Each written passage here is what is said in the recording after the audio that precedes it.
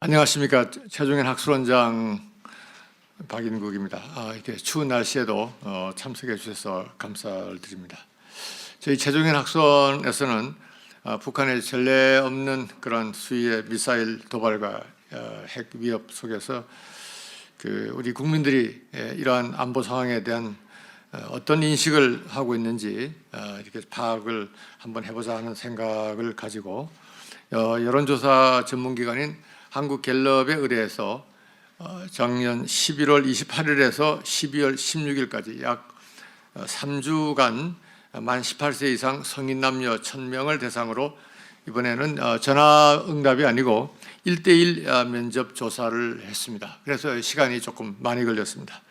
오늘 그 결과를 여러분들에게 설명하게 된 것을 매우 기쁘게 생각합니다.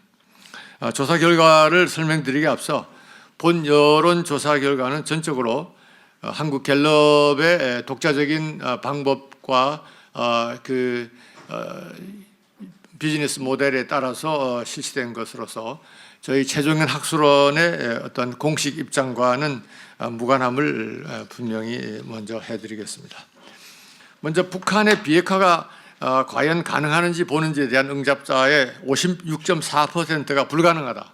또 21.2가 거의 불가능하다고 응답해서 77.6%가 비핵화 가능성에 대해서 부정적 생각을 갖고 있는 것으로 나타났습니다. 두 번째는 제7차 핵실험을 강행할 것이냐라고 하는 문제에 관해서는 매우 그렇다 14.7, 어느 정도 그렇다 64.7, 별로 그렇지 않다 20%, 전혀 그렇지 않다 1.4. 그래서 비슷한 비율로 78.6%가 제7차 핵실험을 강행할 것이라고 예측을 했습니다. 그 다음에 이제 북한이 핵무기를 얼마나 가지고 있다고 생각하십니까? 물론 이 일반인들이 무슨 전문가가 아니기 때문에 구체적인 그런 걸 안 가지고 있지만은 일반 국민들이 어떤 생각을 하고 있냐를 좀 저희들이 알고 싶어서 한 건데 41개 이상 8.4, 21개부터 40, 18.3, 1개부터 20개, 34.0. 말만 그렇지 핵물질만 있지 실제 핵무기는 없을 거다. 6.7, 모르겠다. 32%입니다. 그 다음에 이제 이게 굉장히 좀 재미있는 부분인데요.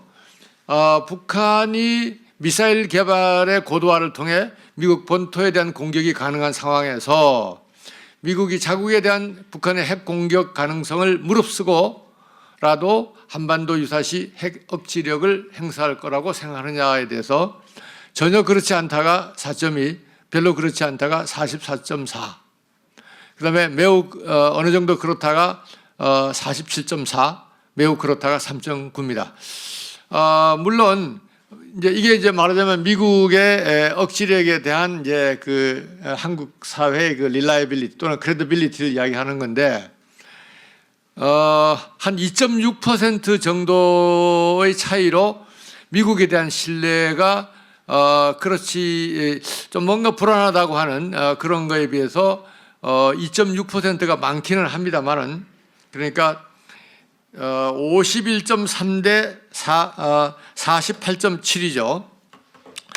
그렇지만 이제 이게 다음 연결되는 이제 고리가 되겠습니다. 그래서 요 4번의 결과를 조금 유념해 두면서 나중에 다시 이 문제를 이야기를 또 드리도록 하겠습니다. 그 다음에 이제 이렇게 핵위협이 고조되는 상황에서 한미일 3국 간 안보 협력이 가능하다고 생각하십니까? 해서 여기 이제 매우 그렇다 9.6, 어느 정도 그렇다 62.3, 별로 그렇지 않다 25.8, 2.3, 전혀 그렇지 않다. 이 분야는 특히 일본이 참여하는 이러한 삼각 안보 협력 체제, 여러분 잘 아십니다만 우리가 삼국 간의 동맹 관계는 아니지만은 안보 간의 긴밀한 협력 가능성에 대해서는 지금까지 어떤 결과보다도 높은 지지를 나타내는 것이 이번 저희들 조사 발표 중에서 두드러진 한 분야라고 지금 보고 있습니다. 그 다음에 이런 상황을 고려했을 때 한국의 독자적 핵 개발이 필요하다고 생각하십니까? 이게 어찌 보면 이제 하이라이트가 될 건데, 매우 그렇다 15.9, 어느 정도 그렇다 60.7, 별로 그렇지 않다 20.3, 전혀 그렇지 않다 3.1. 그렇게 해서 76.6%가 한국의 독자적 개발에 대해서 원칙적으로 필요하다는 반응을 보였고, 나중에 다시 좀 더 보충 설명을 하겠습니다만은, 지금까지 한국과 미국에서 실시된 어떤 조사보다도 높은 지지가 오늘 이번에 나왔습니다. 그래서 이 점이 또 하나의 이제 특이한 관찰점이라고 생각을 합니다. 그 다음에는 이제 과연 그러면 한국이 독자적인 핵 개발 능력이 있다고 보느냐에서 매우 그렇다 19.1, 어느 정도 그렇다 53.4, 별로 그렇지 않다 25.6, 전혀 그렇지 않다 2.0 해서 핵 개발 능력도 에 대해서도 상당한 사실 국민들이 자신감을 가진다고 해서 핵을 만들 수 있는 건 아닙니다만은 상당히 높은 비율의 이제 인지도가 나왔습니다. 그 다음에 이제 요게 좀 재밌는 건데요. 저희들이 이런 걸 생각하고 질문을 던진 거는 아닌데, 우선 보겠습니다. 북핵 위험에 대응한 한국의 대응 전략들에 대해 얼마나 알고 계십니까? 전혀 모른다 7.5, 잘 모른다 54.1, 어느 정도 알고 있다 35.7, 많이 알고 있다 2.6입니다. 왜 이 질문이 재밌는 질문인가 하면요. 이 질문은 한국 정부의 대북한 북핵 전략이 있느냐 없느냐 이걸 묻는 게 아닙니다. 그러니까 제가 좀 이럴 줄 알았으면 그까지 물어보는 건데, 그러니까 분명한 거는 하여튼 정부가 어떤 정책이 있느냐 없느냐, 또 그 정책이 유효한 정책이냐 아니냐를 묻는 게 아니고, 하여간 something 그 어떤 정책이 있다면 그게 뭔지를 알고 있느냐를 물어보는 겁니다. 여기 조금 이제 뉘앙스가 다른데, 거기에 대해서 의외로 전혀 모른다와 잘 모른다가 나와가지고, 모른다는 게 무려 62%가 거의 3분의 2에 가까운 사람이 정부가 뭐가 있긴 있는데 그게 뭔지는 잘 모르겠다고 하는 게, 이게 좀 상당히 저희들로서는 의외의 그런 또 하나의 특징적인 그런 결과라고 생각합니다. 나중에 궁금하시면 조금 더 이야기를 해보시도록 하시죠. 그 다음에 중국이 북한 비핵화를 위한 실질적 기여를 할 가능성이 얼마나 있다고 보느냐에 대해서는 전혀 없다 11.6, 별로 없다 52.5, 약간 있다 32.5, 많이 있다. 그렇게 해서 중국의 비핵화 기여에 관해서는 굉장히 비관적인 그런 반응을 보이고 있습니다. 그 다음에 이제 또 어떻게 보면 중국과도 관계된 문제이긴 합니다만은, 기본적으로 이제 이 주한미군 고고도 사드의 한반도 배치에 찬성하십니까 반대합니까 하는 그 질문에 대해서는 찬성 51, 반대 18.9, 잘 모르겠다가 30.1입니다.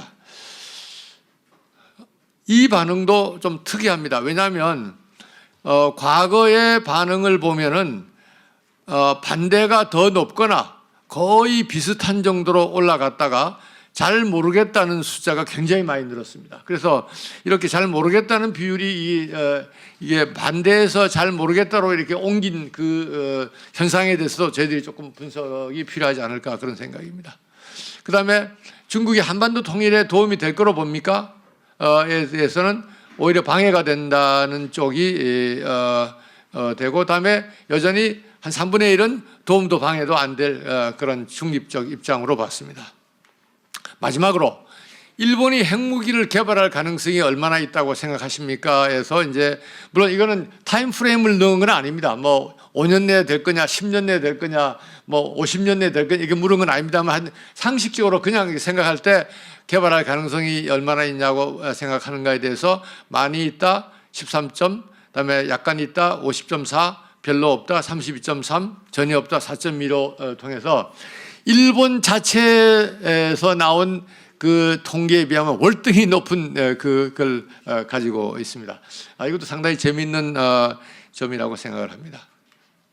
그리고 저희들이 국가별 호감도를 한번 이렇게 조사해 봤습니다. 그래서 이거 뭐 좋다 나쁘다 이렇게 하면 너무 좀 정확하지 않을 것 같아서 10단계를 점수를 줘가지고 단계별로 이렇게 하라고 그랬는데 미국이 1위고 쭉 나가는 베트남이 약진을 했고 일본을 앞섰고 특이한 점은 러시아가 뭐 우리가 이걸 처음 했기 때문에 비교를 지금 할 수 있는 상황은 아닙니다만은 저희들 예상에서 볼 때 러시아가 중국보다 오히려 뒤처져 있다는 게 좀 특이한 점입니다. 아마 우크라이나 사태 이유가 이제 내가 멀리 있는 전쟁이 아니고 당장 에너지라든지 이 서플라이 체인 같은데 직접적 영향을 주니까 아마 이제 좀 관심을 더 가지고 이런 결과가 나지 않았나 이렇게 생각이 듭니다.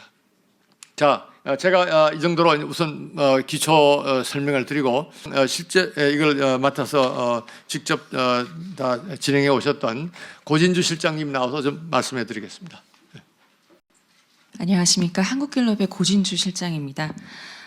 조사 설계에 대해서는 원장님께서 앞서서 설명을 해주셨는데요. 제가 조금만 더 설명을 드리면 이 조사는 그 가구 방문 면접 조사로서 전국 단위 대표성을 높이기 위해서 조사 설계를 진행을 했고요.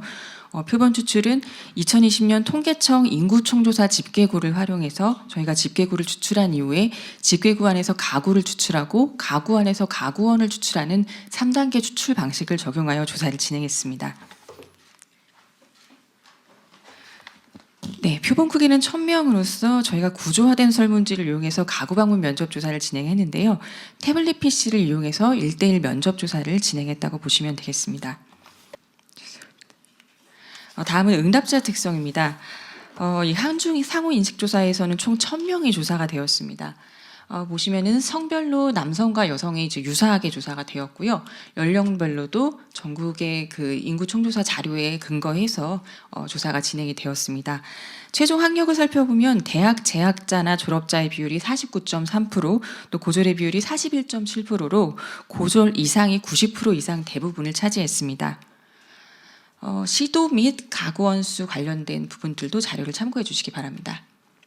네, 생활 수준과 관련해서는 본인의 생활 수준을 어떻게 평가하는지 어떤 주관적인 평가를 질문한 결과이고요. 이 결과 50% 정도가 본인의 생활 수준이 중간 정도라 생각을 했고요. 거의 40한 2, 3% 정도가 중간 하 혹은 하라고 응답을 하셨습니다. 가구 월 평균 수입도 자료를 참고해 주시면 되겠습니다. 직업과 관련해서는 자영업이 24.8%, 판매 서비스직이 24.3%, 사무기술직이 20% 등으로 70% 이상을 차지하고 있습니다. 정치 성향과 정치에 대한 관심에 대해서도 질문을 했는데요. 정치 성향에 대해서 중도 성향이라고 응답한 응답자가 52.3%로 과반수 정도를 차지했습니다. 보수라고 응답하신 분들, 매우 보수적, 약간 보수적 이렇게 응답하신 분들이 약 24% 정도이고요. 또한 진보라고 응답하신 분들, 약간 진보적 혹은 매우 진보적이라고 응답하신 분들도 비슷하게 24% 정도가 나와서 서로 비슷한 그런 보수와 진보의 성향을 보이고 있습니다. 정치에 대한 관심에 대해서는 관심이 없다라고 하시는 응답자 분들이 별로 없다, 전혀 없다 합쳐서 한 60% 정도를 차지했고요. 반면에 본인은 정치에 대해서 관심을 가지고 있다, 그래서 많이 있다, 약간 있다라고 하신 분들이 한 40% 정도로 차지를 해서 전체적으로 정치에 대한 관심은 관심이 없다라는 그 응답자 특성이 좀 더 높은 것으로 나타났습니다. 네, 이상입니다. 제가 처음 하기 때문에 여러 가지 조금 이제 미비한 점도 있고 좀 아쉬운 점도 있습니다만은 이번 저희들 조사를 결과로 좀 더 겸허하게 좀 더 객관적으로 정확한 걸 반영할 수 있도록 노력하겠고 아마 제 생각에서는 이 미국이나 이런 데서 굉장히 이 결과에 대해서 관심을 많이 가질 것 같습니다. 그래서 우리는 있는 대로 우리 특히 앞으로도 이제 이 객관적인 걸 잘 할 수 있도록 한국갤럽에서 더 열심히 좀 방법론을 잘 강구해 주시면 감사드리겠습니다.